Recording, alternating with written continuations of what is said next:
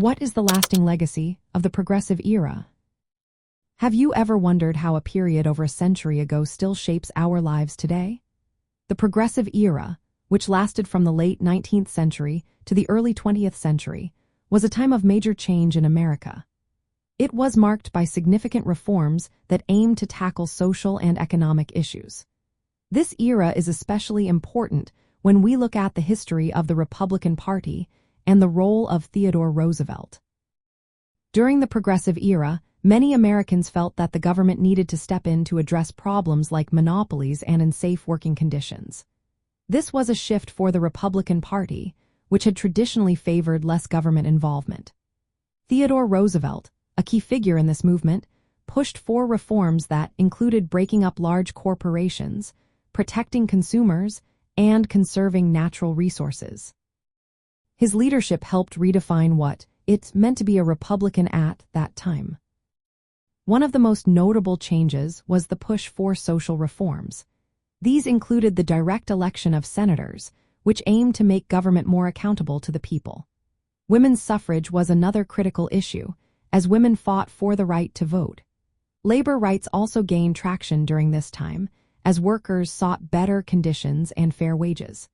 These reforms were designed to make the government more responsive to the needs of its citizens.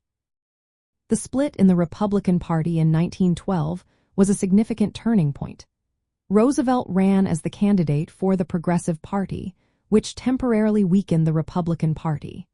However, this split led to a reevaluation of the party's stance on progressive reforms. It highlighted the tension between traditional conservative values and the need for government action to address societal issues. The legacy of the progressive era is still felt in modern politics. Many regulatory frameworks established during this time continue to influence government policies today. For Republicans, this legacy raises questions about the role of government in the economy and society.